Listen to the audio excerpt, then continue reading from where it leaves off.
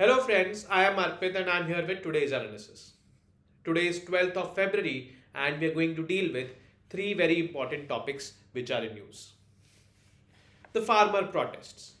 Yet again, the farmers are protesting and putting up their demands in front of the government. Group of ministers have met these farmers, but the talks were not successful.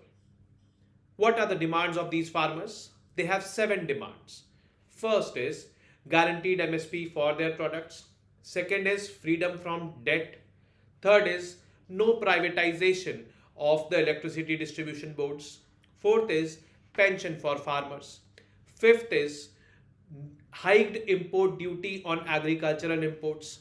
Sixth is banning FDI from all the post-harvest agricultural operations. And the seventh is cancellation of all free trade agreements and other such kind of agreements done with other countries or blocs under the ambit of WTO. They have been marching towards Delhi and the government is busy barricading Delhi to not let them enter Delhi. Talks is the only solution. This is what the government says. So, this is there. Then next is India-UAE Relations. This is in news because the Prime Minister of India is there to visit UAE on February 13th and 14th. He has visited UAE multiple times in the past few years and vice versa of the UAE king is also true. This clearly highlights the deepening relations between India and UAE. Well, this time the Prime Minister visits UAE to inaugurate one of the temples constructed by the BAPS community which operates the Akshar temples all across the world. Is this going to be the first temple or Hindu temple in UAE? No. This is going to be the second such Hindu temple in UAE. The first temple was inaugurated in Dubai in 2022. Not by the Indian Prime Minister, but yes, by the locals over there only. So that is why this is in news. And the next is a follow-up news, that is Qatar frees 8 Indian ex-naval officers. Now, this news, we have been doing it in the past. We covered this when there was a death sentence given by the Qatar court. Now, when this death sentence was commuted, and now when they are freed.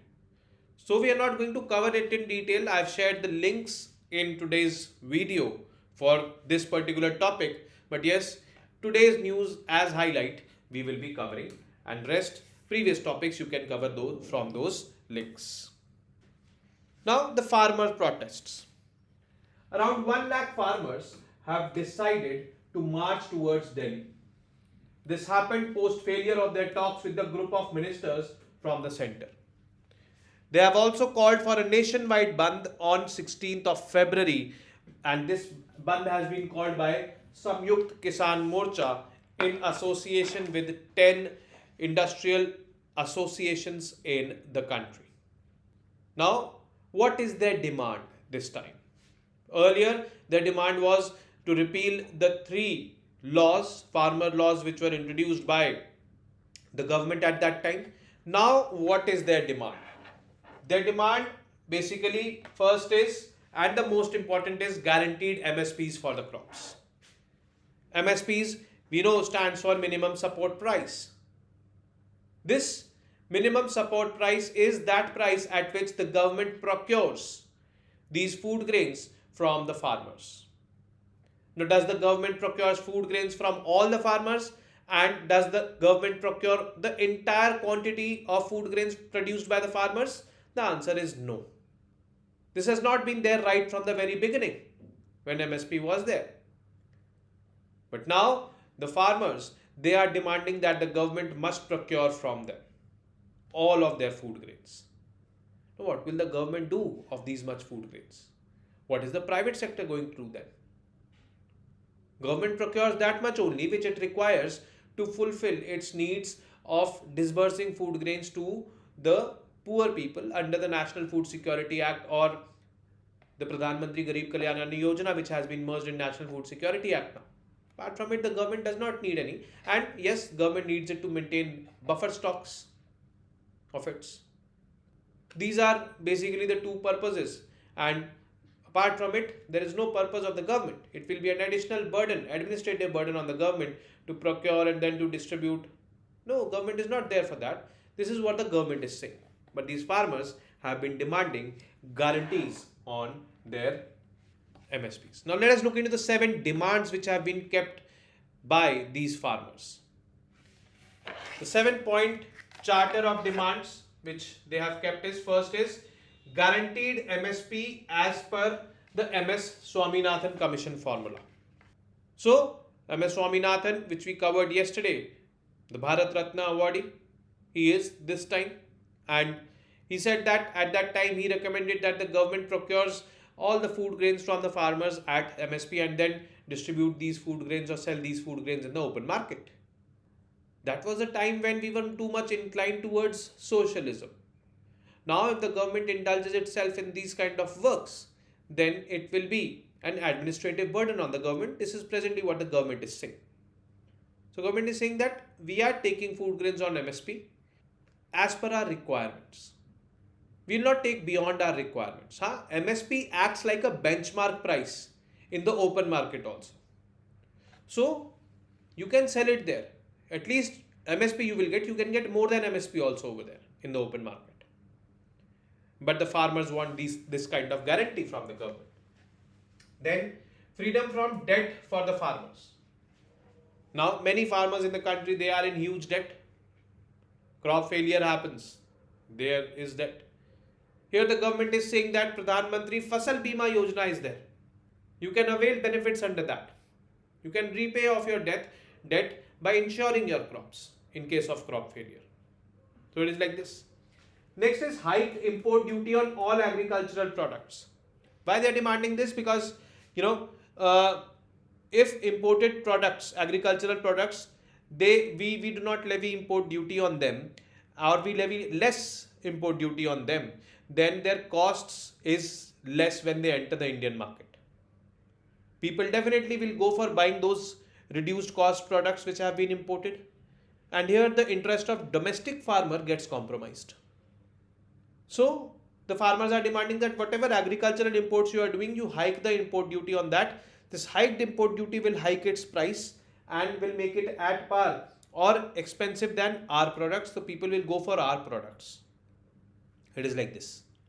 Then cancellation of all free trade agreements and other deals with the World Trade Organizations with respect to agricultural trade.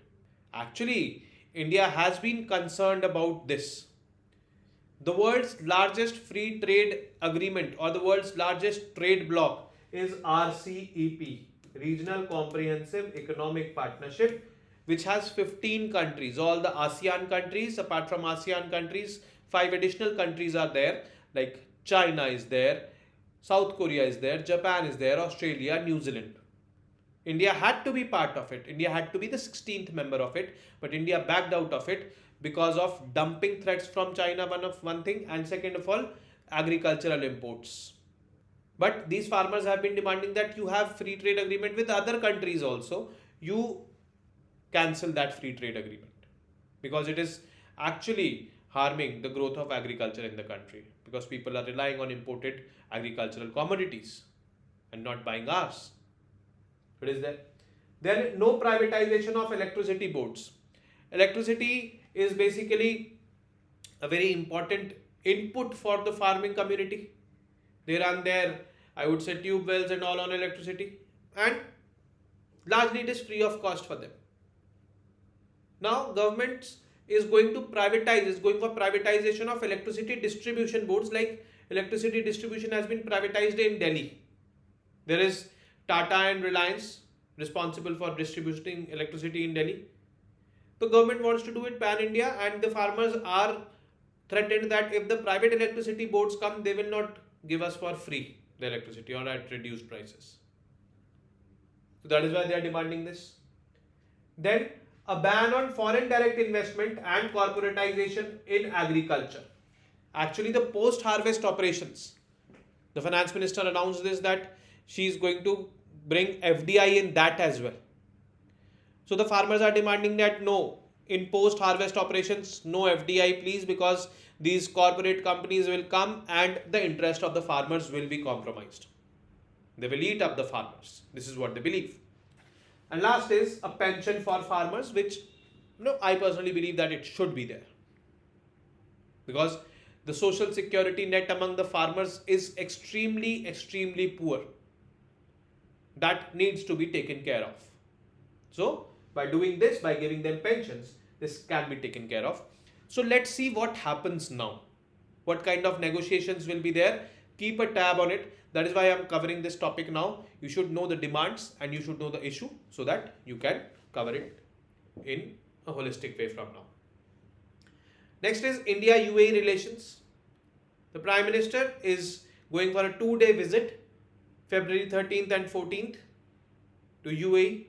Reason? To inaugurate a Hindu temple over there in UAE. Hindu temple is Bochasanwasi Shri Akshar Purushottam Swaminarayan Sanstha, BAPS. The Akshardham temples are run by this Sanstha.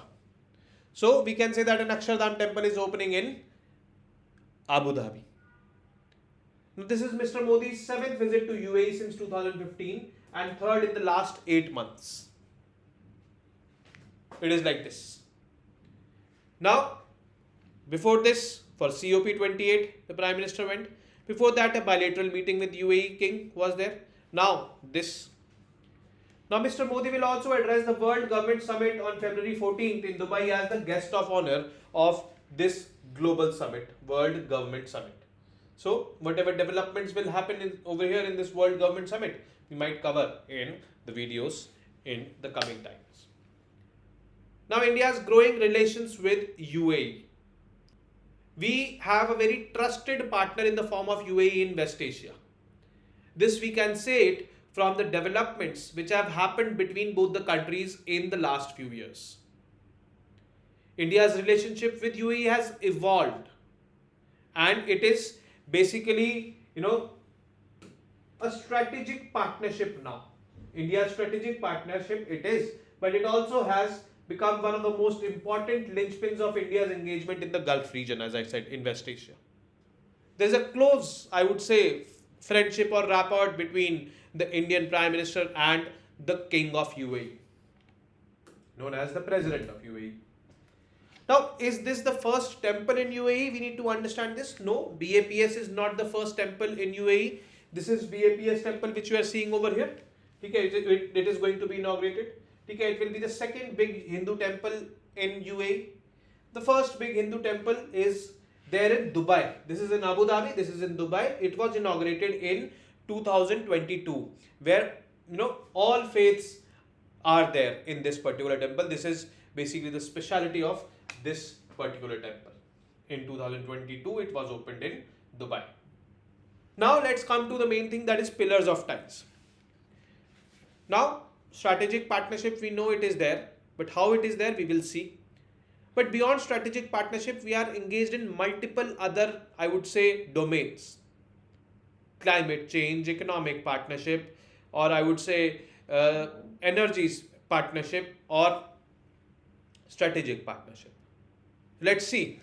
First is global warming or climate change. Now, when the Prime Minister went there for COP28 of UNFCCC in Dubai last year, so India and UAE co-launched the Global Green Credit Initiative. This Global Green Credit Initiative is basically kind of a system in which those countries which have voluntarily taken up the cause of climate change and they are going for adopting such measures aiming at conservation of climate or environment, they will be compensated. And those countries who are not going for it, they will be punished. It is kind of, I would say, a kind of a global carbon market. This was co-established by India and UAE in COP28 last year. It is called as the Global Green Credit Initiative. Those countries which are following or which are adopting various measures to conserve the environment, they will be given this credit, and others, they will be liable for some punishment. Next is economic partnership. Now, this has been growing very rapidly. We signed a comprehensive economic partnership agreement SEPA with UAE in 2022, and since then the trade has also increased. Bilateral trade between India and UAE is $85 billion in 2022-23, making UAE India's third largest trading partner after USA, China, and then third is UAE. It is also the fourth largest overall investor in India. A comprehensive economic partnership agreement signed in 2022 basically aims to increase trade between both the countries, and it aims to increase trade up to $115 billion in 5 years in services alone. Leave this thing, goods. So it is like this. On February 1, 2024, the Indian government also approved the signing and ratification of bilateral investment treaty with UAE, which would significantly boost bilateral economic engagement, especially manufacturing and foreign direct investments. So this is there. UAE has become the first country to pledge investments in Jammu and Kashmir. This happened in the year 2021-22. So a lot of investments are coming in from UAE in India. Fintech, fin means finance, tech means technology, is yet another area of mutual convergence between both these countries. The RuPay card, which is basically a payment gateway, RuPay, and that payment gateway has been developed by India. It is an indigenous development. It is also part of the digital public infrastructure of India. This is accepted in the UAE since August 2019. So we can do transactions using a RuPay card over there. Now from July 2023, the rupee was being accepted for transactions at Dubai's airports. And lastly, the rupee dirham settlement system.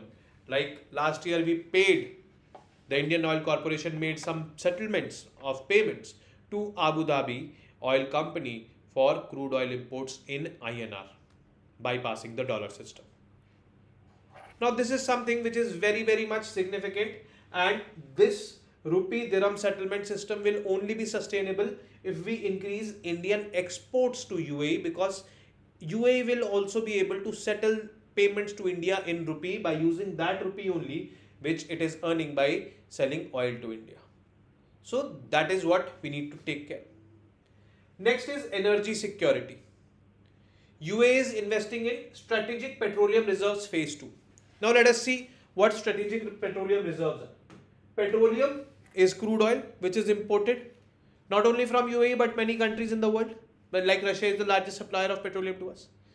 Now here in India, we are developing that infrastructure to store crude oil.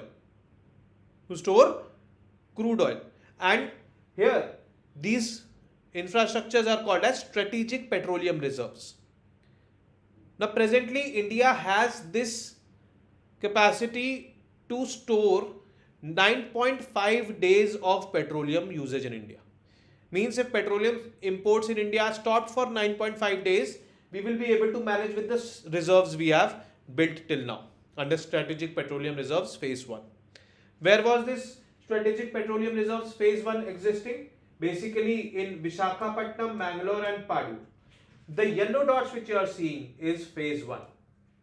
We constructed the strategic petroleum reserves over here in phase 1. Now UAE is helping us in developing phase 2. Where is phase 2? Padur, where phase 1 is also there, and Chandikhol in Odisha. Here phase 2 is coming up. This will increase India's capacity to store oil beyond 9.5 days. So it is like this. So crude oil reserved over here 9.5 days. If I also consider the crude oil with the oil refining companies or oil marketing companies, then we have of 64.5 days with them.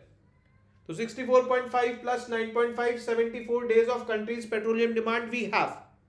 But we need to increase it further to make ourselves more energy secure. And UAE is helping us in building these strategic petroleum reserves in the country.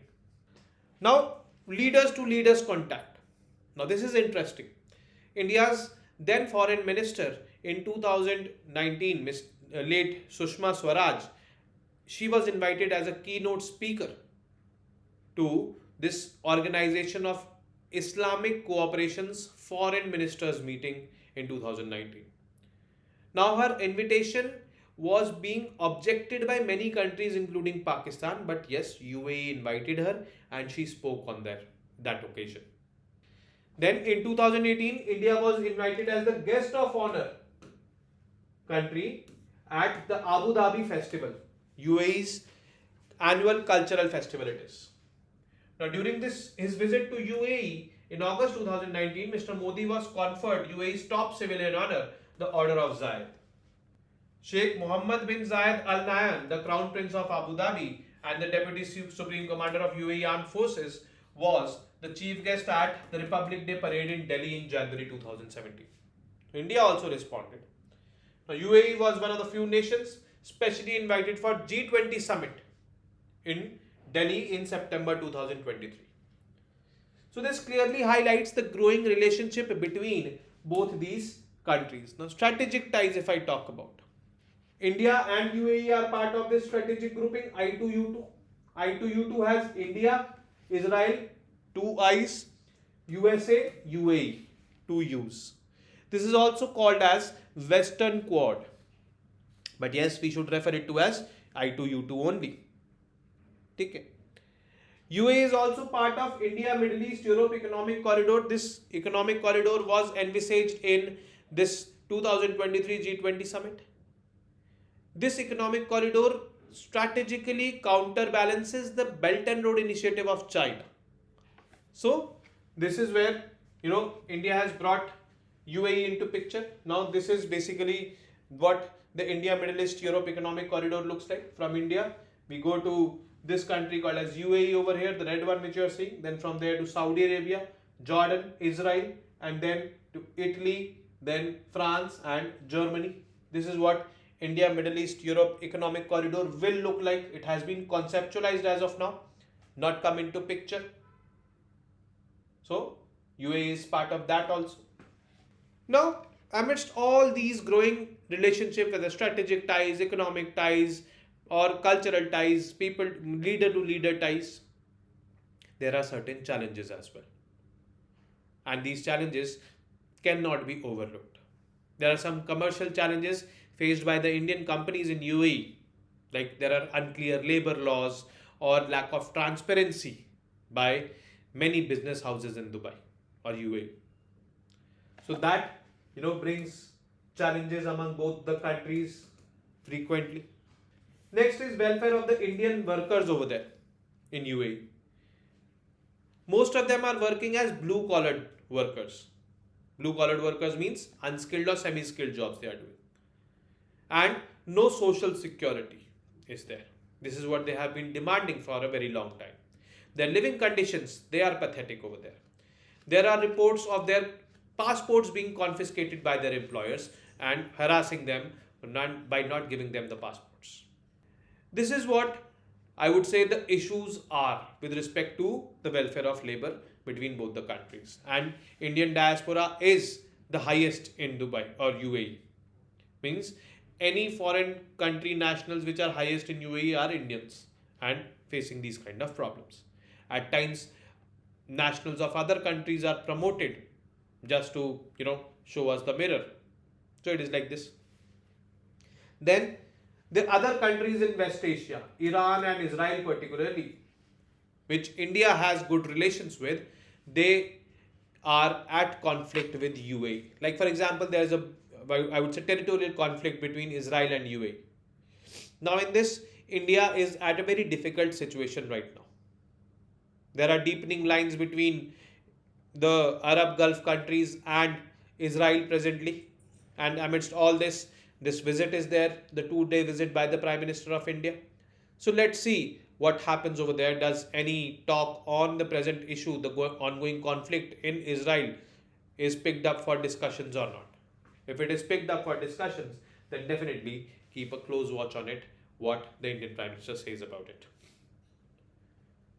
Next piece of news is Qatar frees 8 ex Indian naval officers, they returned to India. Actually, 7 of them have returned to India. One, Mr. Purnendu Tiwari, is still there. He will shortly be returning to India. So, this is what the thing was. 27th October, we covered that when the death sentence was awarded to them, this became a major cause of concern. You can click on this link and watch the video and have the notes also from there. 29th December, their death sentence was commuted to other forms of sentences. Then we covered this. And now they have been freed completely from any kind of offences and they are back in India. The government of India welcomes the release of 8 Indian nationals working for Dhara Global Company who were detained in Qatar. 7 of 8 of them have returned to India.